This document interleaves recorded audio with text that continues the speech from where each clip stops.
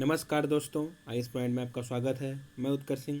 हम आज के करंट अफेयर एनालिसिस में बात करेंगे जल जीवन मिशन शहरी पर, मतलब शहरी क्षेत्र में जल जीवन मिशन पर बात करेंगे। इसका तात्पर्य यह हुआ कि शहरों में प्रत्येक घरों में जल की उपलब्धता को सुनिश्चित करना, मतलब हर घर तक पानी को पहुंचाना। तो आज हम बात करेंगे जल जीवन मिशन शहरी चर्चा में क्यों है। और वीडियो शुरू करने से पहले सब्सक्राइब बटन को दबाकर चैनल को सब्सक्राइब कीजिए और वीडियो को पूरा देखिए, क्योंकि यह वीडियो बहुत ही अधिक इन्फॉर्मेशन होने वाला है। चलिए बात करते हैं कि जल जीवन मिशन शहरी चर्चा में क्यों है। वित्तीय वर्ष 2021-22 जो अभी चल रहा है, अभी कुछ दिन पहले 1 फरवरी को केंद्रीय बजट आया था। तो इसमें सतत विकास लक्ष्य 6 SDG 6 के अनुसार सभी शहरों में कार्यात्मक नल के माध्यम से घरों में पानी आपूर्ति की सार्वभौमिक कवरेज प्रदान करने हेतु केंद्रीय आवास और शहरी मामलों के मंत्रालय के तहत जल जीवन मिशन शहरी योजना की घोषणा की गई है। इसी वित्तीय वर्ष मतलब 2021-22 में केंद्रीय बजट में सतत विकास लक्ष्य SDG 6 के अनुसार सभी शहरों में, भारत के सभी शहरों में कार्यात्मक नल के माध्यम से, मतलब नल के माध्यम से या पाइप के माध्यम से सभी घरों में पानी की आपूर्ति प्रदान करने के लिए केंद्रीय आवास और शहरी मामलों के मंत्रालय के द्वारा जल जीवन मिशन शहरी योजना की घोषणा की गई है। यह जल जीवन मिशन ग्रामीण का पूरक है, मतलब कुछ दिनों पहले से जल जीवन मिशन ग्रामीण क्षेत्रों में पानी की आपूर्ति के लिए जल जीवन मिशन ग्रामीण चल रहा था, उसी का पूरक है, जिसके तहत वर्ष 2024 तक कार्यात्मक घरेलू नल कनेक्शन FHTC के माध्यम से सभी ग्रामीण घरों में प्रति व्यक्ति प्रतिदिन 55 लीटर जल की आपूर्ति की परिकल्पना की गई है। जो ग्रामीण क्षेत्र का जल जीवन मिशन था, इसमें ग्रामीण क्षेत्रों में प्रतिदिन 55 लीटर जल की आपूर्ति की परिकल्पना की गई 2024 तक, मतलब हर घर में 55 लीटर पानी प्रतिदिन पीने को मिलेगा। अब चर्चा करते हैं इसके प्रमुख बिंदुओं की। जल जीवन मिशन शहरी का उद्देश्य क्या है, मतलब शहरी क्षेत्र में जल जीवन मिशन का उद्देश्य क्या है। पहला, नल और सीवर कनेक्शन की पहुंच सुनिश्चित करना है, मतलब हर घर तक नल और सीवर मतलब नाले का कनेक्शन की पहुंच सुनिश्चित करना है। शहरी क्षेत्रों में अनुमानित 2.68 करोड़ घरेलू कार्यात्मक नल कनेक्शनों के अंतर को समाप्त करना है। शहरी क्षेत्रों में जो 2,68,00,000 घरेलू कार्यात्मक नल हैं, उनके कनेक्शनों के अंतर को समाप्त करना है। 500 अमृत शहरों में 2,64,00,000 घरों को सीवर कनेक्शन या सेप्टल की सुविधा प्रदान करना है, मतलब 2,64,00,000 घरों को 500 अमृत शहरों में सीवर कनेक्शन प्रत्येक, मतलब 2,64,00,000 घरों तक पहुँचाना है। 2,64,00,000 घरों तक सीवर कनेक्शन पहुंचाना है और 2,68,00,000 घरों तक पानी की सुविधा पहुंचाना है। अब बात करते हैं जल निकायों का पुनरुत्थान पर। जल निकायों का पुनरुत्थान मतलब जहाँ जहाँ पर पानी उपस्थित रहता है, जहाँ जहाँ इकट्ठा किया जाता है, तो इसके पुनरुत्थान पे बात करते हैं। ताज़े पानी की अस्थायी आपूर्ति बढ़ाना और शहरी जलभृत प्रबंधन योजना के माध्यम से पानी की गुणवत्ता में सुधार लाना तथा बाढ़ की घटनाओं का काम करने के लिए ग्रीन स्पेस और स्पंज सिटी का निर्माण करना है। स्पंज सिटी क्या है? एक ऐसे शहर को कहते हैं जो शहरी जल प्रबंधन को शहरी नियोजन नीतियों और डिजाइनों द्वारा मुख्य धारा में लाने की क्षमता रखता है। स्पंज सिटी क्या कहलाता है? जैसे कि घरों में अगर बरसात के पानी को रोकने की व्यवस्था आपको एक आदर्श घर के रूप में बताई जाती है, जैसे छत पे पानी गिरता है तो पाइप के माध्यम से ज़मीन के अंदर आप इकट्ठा कर सकते हैं गड्ढे में। उसी तरह स्पंज सिटी ऐसे मतलब एक शहर की कहते हैं, मतलब ऐसा शहर होता है जो जल प्रबंधन को अच्छे तरीके से, अच्छी नीतियों और डिजाइनों से मुख्य धारा में लाता है, मतलब अच्छे नीतियों और डिजाइनों से पानी का जल का इकट्ठा करने का प्रयास करता है या उसकी शुद्धता लाने में प्रयास करता है। यही स्पंज सिटी कहलाता है। चक्रीय जल अर्थव्यवस्था की स्थापना। बात करते हैं चक्रीय जल अर्थव्यवस्था की स्थापना। उपचारित सीवेज के पुनर्चक्रण या पुनः उपयोग, जल निकायों के कायाकल्प और जल संरक्षण पर ध्यान केंद्रित करने हेतु प्रत्येक शहर के लिए जल संतुलन योजना के विकास के माध्यम से पानी की चक्रीय अर्थव्यवस्था को बढ़ावा देना है। मतलब पानी आप पिए या जो पानी गिरा वो आपके सीवर के माध्यम से नाले में गया, नाले के माध्यम से फिर कहीं पर गया, फिर ज़मीन में जाएगा, जहाँ पर फिर से निकाला जाएगा, तो यही उसका चक्रीय व्यवस्था है। और आप लोग देखते होंगे कि जगह जगह खुदाई होती रहती है सड़कों पे, सड़कों के बीच में सीवर लाइन लग रहा है, तो यही योजना के तहत काम चल रहा है। अब बात करते हैं जल जीवन मिशन शहरी की विशेषताएँ। शहरी क्षेत्र में जल जीवन मिशन की विशेषताओं पर। इसमें नवीनतम प्रौद्योगिकी का उपयोग किया जा रहा है। जल के क्षेत्र में नवीनतम वैश्विक प्रौद्योगिकियों का लाभ उठाने हेतु एक प्रौद्योगिकी उप मिशन को प्रस्तावित किया गया है। जन जागरूकता का प्रसार भी करना है। जल संरक्षण के बारे में आम लोगों को भी जागरूकता फैलाने के लिए सूचना, शिक्षा और संचार आईईसी अभियान का प्रस्ताव किया गया है। जल जीवन मिशन का प्रयास पानी के लिए एक जन आंदोलन तैयार करना है, अर्थात इसके तहत सभी लोगों को प्राथमिकता दी गई है, मतलब सभी लोगों तक पानी की पहुंच को उपलब्ध कराना है।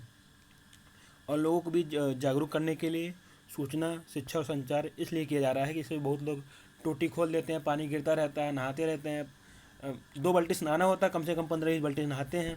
बर्तन वर्तन धुलना होता है तो आधी बाल्टी से बर्तन धुलना होता है, 5-6 बाल्टी धुलते हैं। और जब अपने उसमें जाते हैं शौच करने के लिए तो टोटी खुली ही रखते हैं, तो बहुत सारे पानी का नुकसान होता है। तो इसी के लिए बात हो रही है।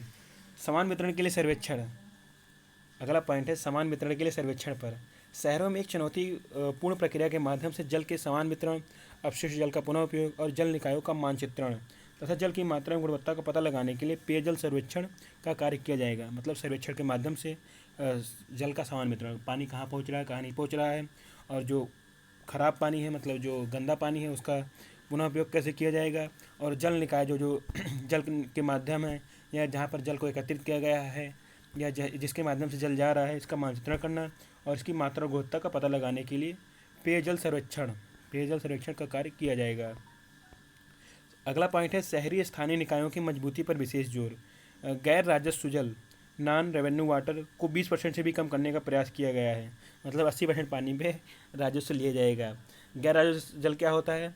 किसी जल वितरण प्रणाली में उपलब्ध जल की कुल मात्रा और ग्राहकों को एक निर्धारित राजस्व पर उपलब्ध कराए जाने वाले जल की मात्रा के बीच का अंतर है। दूसरे शब्दों में कहें तो NRW वह जल है जिसकी उपलब्धता तो है परंतु वह ग्राहकों तक नहीं पहुंच पाता है या उसकी गणना नहीं हो पाती है। जो गैर राजस्व जल है इसमें 20% जल फ्री में मिलता है, बाकी कुछ थोड़ा सा मूल्य लगता है, तो वही 20% जल फ्री में मिलता है लेकिन वह ग्राहकों तक पहुंच नहीं पाता है। शहरों में जल की कम से कम 20% मांग और राज्य स्तर पर औद्योगिक जल की कम से कम 40% मांग को पूरा करने के लिए जल का पुनर्चक्रण किया जाएगा। इससे क्या किया जाएगा? दोहरी पाइपिंग प्रणाली को बढ़ावा देना होगा, जैसे पानी तीव्र गति से सभी घरों में पहुंच सके। नगर पालिका बांड जारी कर धन जुटाना, नगर पालिका धन जुटाएगा। जल निकायों का पुनरुत्थान, इसके बाद जितने भी जल निकाय हैं इसका पुनरुत्थान किया जाएगा, फिर से बनाया जाएगा, विकसित किया जाएगा। अगला पॉइंट है PPP मॉडल को बढ़ावा देना। PPP क्या है? PPP मॉडल, इसको बढ़ावा देना। सार्वजनिक निजी भागीदारी को बढ़ावा देने हेतु 10 लाख से अधिक की आबादी वाले शहरों के लिए अपने कुल परियोजना निधि आवंटन का न्यूनतम 10% लागत के बराबर की परियोजनाओं को PPP मॉडल के तहत पूरा करना अनिवार्य किया गया है। मतलब जो 10 लाख से अधिक के जहाँ जनसंख्या है, जिन शहरों में, जो बड़े बड़े शहर जैसे इलाहाबाद, बनारस, आगरा या दिल्ली, मुंबई ऐसे बहुत बड़े बड़े महानगर 10 लाख से अधिक हैं, ये खुद पानी के लिए 10% लागत मतलब की बराबर की परियोजनाओं पर काम करें। वित्त पोषण कैसे होगा?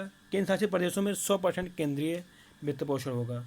जो केंद्र शासित प्रदेश हैं, भारत में जो 9 केंद्र शासित प्रदेश हैं, उनके शहरों में 100% केंद्रीय वित्त पोषण होगा। मतलब सीधे केंद्र सरकार, मोदी सरकार उन पर पैसा देगी।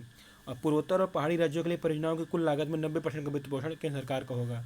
जो पूर्वोत्तर राज्य हैं, सिक्किम के बाद जो पश्चिम बंगाल के बाद जितने भी 7 राज्य हैं पूरब के, पूर्वोत्तर के, वहाँ पर 90% का वित्त पोषण केंद्र सरकार करेगी और 10% वित्त पोषण वहाँ की स्थानीय सरकार करेगी।